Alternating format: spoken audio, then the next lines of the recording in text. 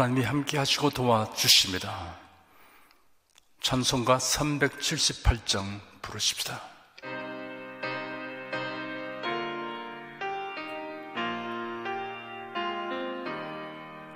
이전에 주님을 내가 몰라 영광의 주님을 비방했다. 지극한 그 은혜 내게 넘쳐 날 불러주시니 고마워라.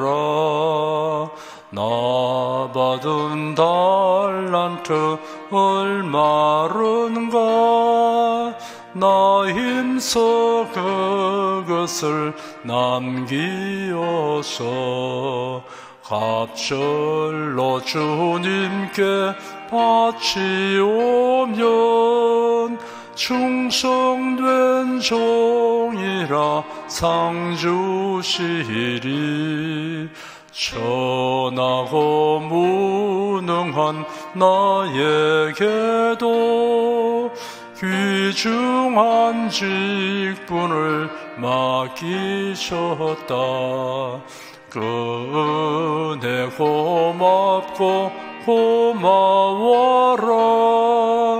이 생명 바쳐서 충성하리. 내 하는 일들이 하도 적어 큰 열매 눈앞에 안 배여도 주님께 죽도록 충성하면 생명의 면류관 얻으리라.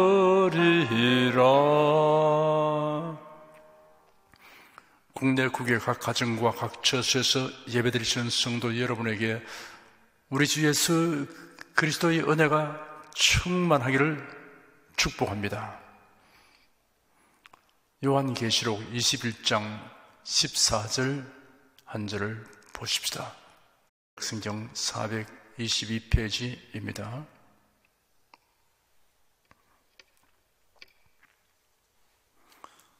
계시록 21장 14절 한 절을 읽어드리겠습니다. 그 성에 성곽은 12기초석이 있고 그 위에 어린 양의 12사도의 12이름이 있더라. 요한계시록 21장에는 거룩한 성새 예루살렘의 모습이 자세히 묘사되어 있습니다. 그 성곽은 12기초석이 있습니다. 그 기초석은 각색 보석으로 꾸며졌습니다. 12기초석 위에는 12사도의 이름이 있습니다. 12사도들에게 주어진 영광은 다 형언하기 어려운 것입니다. 여기서 우리에게 생각나게 하는 것이 있습니다. 가룟 유다입니다. 그는 거룩한 성 예루살렘의 기초석에 이름이 새겨지는 놀랍고 영광스러운 복을 상실하였습니다. 12사도 가운데 하나였던 가룟 유다는 예수님을 배반하여 대상들에게 돈을 받고 예수님을 체포하는 일에 앞장섰습니다. 그런 일을 한 후에 그는 자책하다가 목매어 죽었습니다. 거룩한 성 새 예루살렘의 기초석에 이름이 있게 될 자가 지옥에 들어가고 말았습니다. 비극입니다. 도대체 어쩌다가 그리 되었습니까? 그에게 주어진 사도의 직무를 재물에 대한 탐심 때문에 팽개쳐버린 결과입니다. 예수님이 승천하시기 전에 분부하신 대로 제자들이 예루살렘에 모였습니다. 모인 무리의 수가 120명쯤 되었습니다. 사도 베드로가 그들 가운데 일어서서 12사도 가운데 하나였던 가룟 유다가 제외되었으니 이를 보충하자고 제안하였습니다. 그곳에 모인 모든 사람이 베드로의 제안을 받아들였습니다. 즉시에 청거된 12사람을 두고 제비 뽑으니 마띠아가 뽑혀서 사도의 수에 포함되었습니다. 새 예루살렘 성곽의 기초석 중에 하나는 마띠아라는 이름이 새겨졌을까요? 마띠아는 예수님이 직접 지명한 사도가 아니고 베드로의 제안에 동의하여 제비 뽑힌 사람입니다. 예수는 바울을 다메섹 도상에서 직접 택하여 사도로 지명하셨습니다. 그러니 가룟 유다 대신 바울 사도가 12사도에 포함될 것이라는 견해도 있습니다. 궁금하더라도 새 예루살렘 성에 들어가는 날까지 기다릴 수밖에 없습니다. 베드로는 12사도 중에 빠진 숫자를 보충하자는 제안을 하면서 가룟 유다에 관련하여 이런 이야기를 했습니다. 이 사람이 불의의 삭스로 밭을 샀으며 몸이 곤두박질하여 배가 터지고 창자가 다 쏟아져 나왔습니다. 이 일이 예루살렘에 사는 모든 이들에게 알려져 그들이 그 밭을 자기들 말로 아겔다마라고 하였으니 이런 피밭이라는 뜻입니다 하였습니다. 베드로는 가룟 유다가 자살한 장소를 그가 불의의 삭스로 매입한 밭이라고 하였습니다. 사도 요한은 재정관리를 맡은 가룟 유다가 돈 주머니에서 돈을 훔쳐내곤 하였다고 요한복음에서 밝혔습니다. 제게 이런 질문을 하는 분이 있습니다. 사도행전 1장에서는 가룟 유다가 자살한 현장인 그 밭을 가룟 유다 자신이 매입해 둔 것으로 기록되어 있는데 마태복음 27장에 보면 대제사장들이 밭을 매입한 것으로 기록되어 있습니다. 그렇다면 사도행전 1장과 마태복음 27장의 기록이 서로 모순되지 않습니까? 라는 질문입니다. 만일 누가 여러분에게 이런 질문을 한다면 설명해 줄 수 있어야 할 것입니다. 제가 자세히 설명해 드리겠습니다. 결론적으로 말해서 사도행전 1장과 마태복음 27장에 기록된 내용은 서로 어긋나거나 모순되지 않습니다. 사도행전에 기록된 부분은 앞에서 이미 언급했으니 마태복음 27장에 기록된 부분을 읽어드리겠습니다. 때 예수를 판 유다가 그의 정죄됨을 보고 스스로 뉘우쳐 그 은 30을 대제사장들과 장로들에게 도로 갖다 주며 가로되 내가 무죄한 피를 팔고 죄를 범하였도다 하니 저희가 가로되 그것이 우리에게 무슨 상관이 있느냐 네가 당하라 하거늘 유다가 은을 성소에 던져넣고 물러가서 스스로 목매어 죽은지라 대제사장들이 그 은을 거두며 가로되 이것은 피값이라 성전고에 넣어둠이 옳지 않다 하고 이론한 후 이것으로 토기장의 밭을 사서 나그네의 묘지를 삼았으니 그러므로 오늘날까지 그 밭을 피밭이라 일컫느니라. 이에 선지자 예레미야로 하신 말씀이 이루어나니 일러시되 저희가 그 정가된 자 곧 이스라엘 자손 중에서 정가한 자의 가격 곧 은 30을 가지고 토기장의 밭값으로 주었으니 이는 주께서 내게 명하신 바와 같으니라 하였더라. 먼저 밭구입에 관련하여 살펴봅시다. 마태복음 27장의 마태는 대제사장들이 의논한 후 토기장의 밭을 샀으니라고 기록했습니다. 사도행전 1장의 베드로는 이 사람이 밭을 사고 라고 말했습니다. 이 사람이란 유다를 가리킵니다. 마태복음 27장에 있는 밭은 사도행전 1장에 있는 그 밭과 같은 밭이 아닙니다. 마태의 기사와 사도행전에 있는 기사는 각각 다른 두 가지 거래에 관하여 언급하고 있는 것입니다.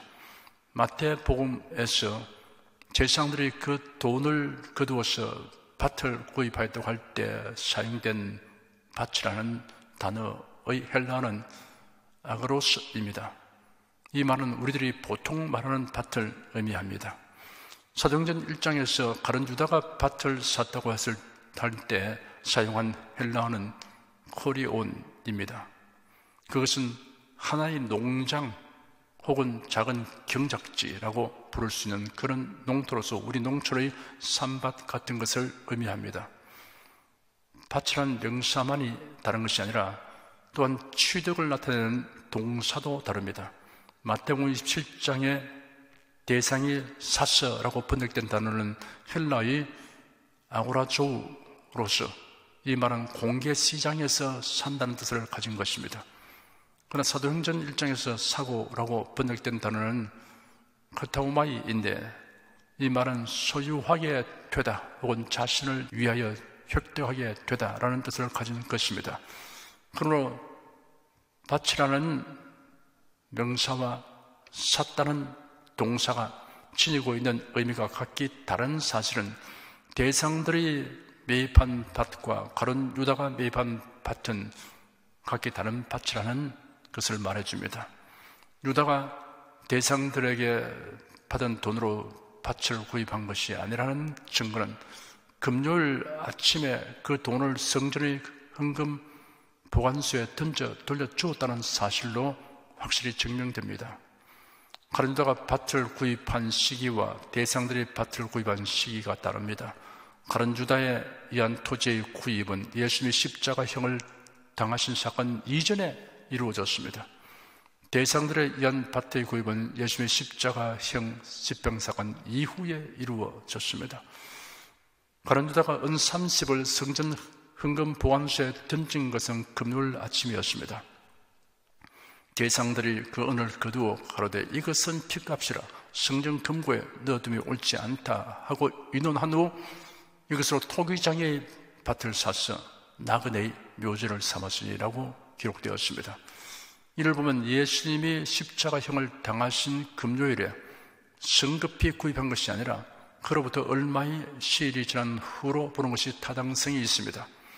그러므로 마태복음 27장과 사도행전 1장에 언급된 밭매입은 따로따로 된 것이 분명합니다. 그 하나는 밭이요, 다른 하나는 농장입니다. 하나는 공개시장에서 구입한 것이고 다른 하나는 사사로운 구매에 의하여 획득한 것입니다. 하나는 예수님이 잡히신 사건 이전 어느 날 가룟 유다에 매입된 것입니다. 다른 하나는 예수님이 십자가에서 죽으신 사건이 있은 이후에 대상들에 의하여 매입된 것입니다.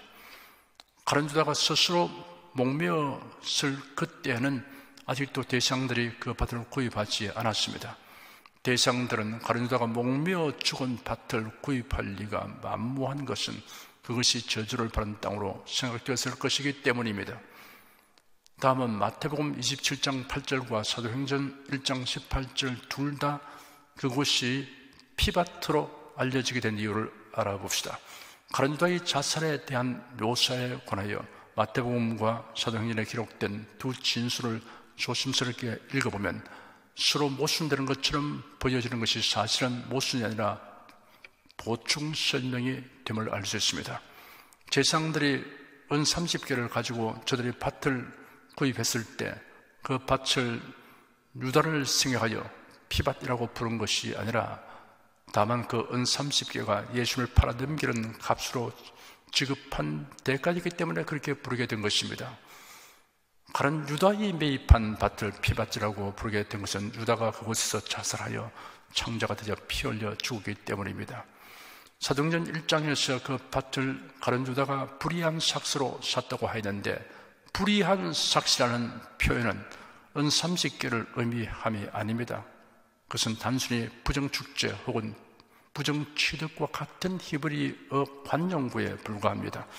요한복음 12장 6절에 저는 도적이라 돈깨를 맞고 거기에 넣는 것을 훔쳐가미리라 라고 언급한 대로 유다가 도둑질한 것이므로 불의한 삭스라고 말하는 것입니다. 가룟 유다가 헌금을 도둑질하다 보니 바늘 도둑이 소도둑 된다는 속담처럼 마침내는 예수님을 제상들에게 팔아 넘기는 일을 서슴없이 하는 데까지 나가게 된 것입니다. 가룟 유다에게 무엇보다도 큰 불행은 그가 12제자 중에 한 사람으로 택함을 받은 행운을 스스로 버렸다는 것입니다. 그런 새 예루살렘의 기초석 위에 이름이 기록되는 영광을 상실하고 지옥으로 가고 말았습니다. 이런 일을 우리가 거울과 경계로 삼아야 합니다. 탐심과 이심을 다스리지 못하면 엄청난 행운, 절호의 기회가 주어져도 그 복을 자기 발로 차버리게 됩니다. 복음을 듣고 믿을 수 있으며 주님을 섬길 수 있는 것보다 더 큰 행운과 복된 기회는 없습니다. 그런데 수많은 사람들이 탐심과 이심에 사로잡혀 그 행운과 기회를 놓쳐버립니다. 자신의 정치적, 사회적, 육신적 이익을 위해 가룟유다처럼 교회 해가 되는 일을 하는 사람이 있습니다. 우리나라에는 입법, 사법, 행정부의 요직에 있는 분들 중에 그리스도인이 상당수 있습니다. 그런데 어쩌면 교회를 공경에 밀어 넣는 법들이 제정되며 집행되고 있는지 도무지 이해할 수 없습니다. 통탄할 일입니다. 자신이 가진 그런 신분과 지위를 하나님의 나라를 위해 유용하게 사용할 의사가 없는 것은 탐심과 이기심 때문입니다. 성삼위 하나님께서 우리가 멸망받지 않도록 하기 위하여 어떤 희생을 하셨는지를 진심으로 생각한다면 강 건너 불 보듯이 하지 않을 것입니다. 지금 이 설교를 들으시는 여러분은 주님의 부르심을 받아 예수를 믿고 주님을 섬기는 사람이 되었다는 의미를 온전히 깨달아서 그 고귀한 지위와 상을 끝까지 지키시기를 축원합니다. 기도하겠습니다. 우리가 선한 일을 위하여 하나님께 쓰임 받으며 살기를 원합니다. 성령께서 우리를 주장하여 주셔서 항상 선하고 의롭고 진실한 생각과 의지를 가지게 하여 주시옵소서. 매사에 하나님 편에 서서 승하고 선택하며 결정하도록 도와주시옵소서.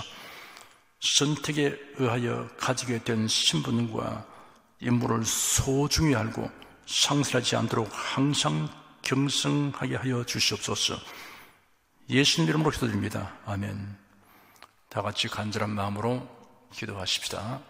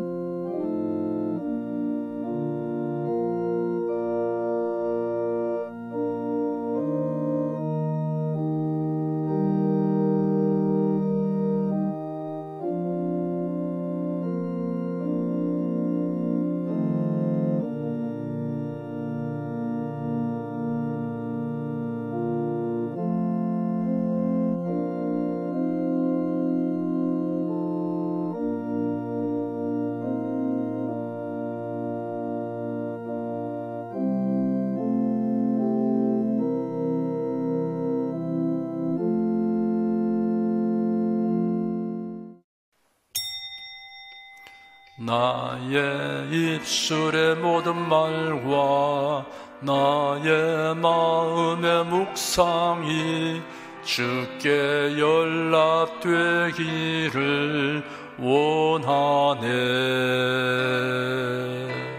생명이 되신 주,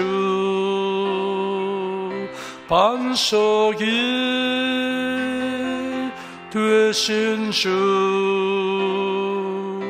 나의 입술의 모든 말과 나의 마음의 묵상이 주께 연락되기를 원하네. 내 손을 들고 내 입을 열어 주를 찬양합니다. 오 나의 주님, 우리 소원에 응답은 주님, 우리 기도에 응답도 주, 우리 구세주 위대한 의사. 오 할렐루야, 만유의 주. 여러분 가슴에 손을 얹으십시오.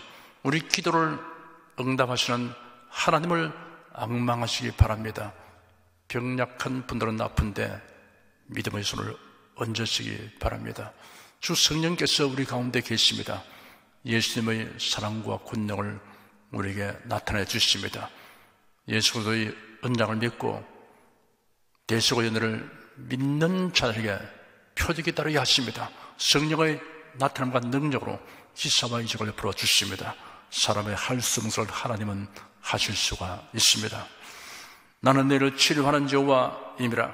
예수께서 가르치시며 천국 복음을 전파하시며 모든 병과 모든 약한 것을 고치시니라.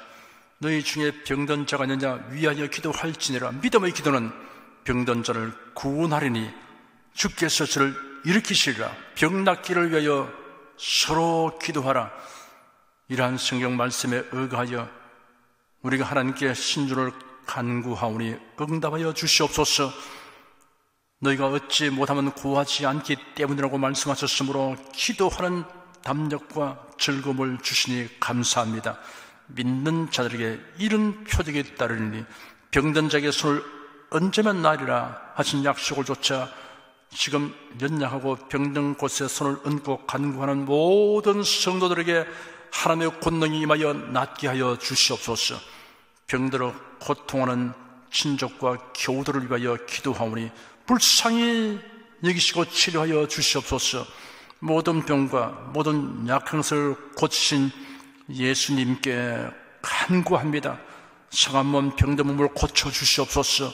뇌, 구강, 혀, 척수, 갑상선, 임파선, 뼈, 골수, 인대, 관절, 디스크, 근육, 신경, 혈액, 혈관, 피부를 고쳐주시옵소서.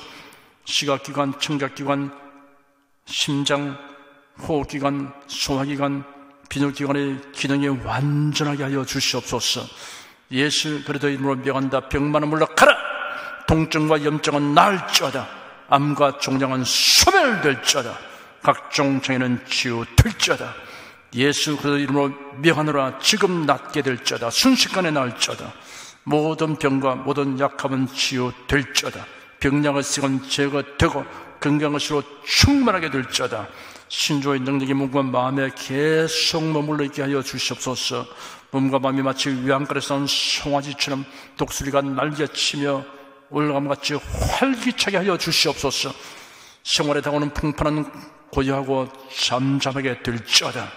모든 일에 항상 모든 것이 능력하여 드리고 베푸는 일을 풍성하게 행하도록 하여 주시옵소서. 슬픈 일을 당한 성도들에게 주님께서 손 내밀어 붙들어 주시고 주님의 음성을 들려주시옵소서. 슬픔보다 더 큰 위로가 임하게 하여 주시옵소서. 가정이 평안하고 가족이 모두 독실한 신앙을 가지게 하여 주시옵소서. 탁월한 지혜와 명철을 주셔서 모든 일을 바르게 분별하고 판단하며 선택할 수 있게 하여 주시옵소서. 어쩌나 오늘날 동일하신 예수께서 지금도 우리를 용서하시고 치유하시며 위로하여 주시니 감사합니다. 예수 그리스도 이름으로 기도드립니다. 아멘. 내 믿음대로 될지어다. 축도하겠습니다.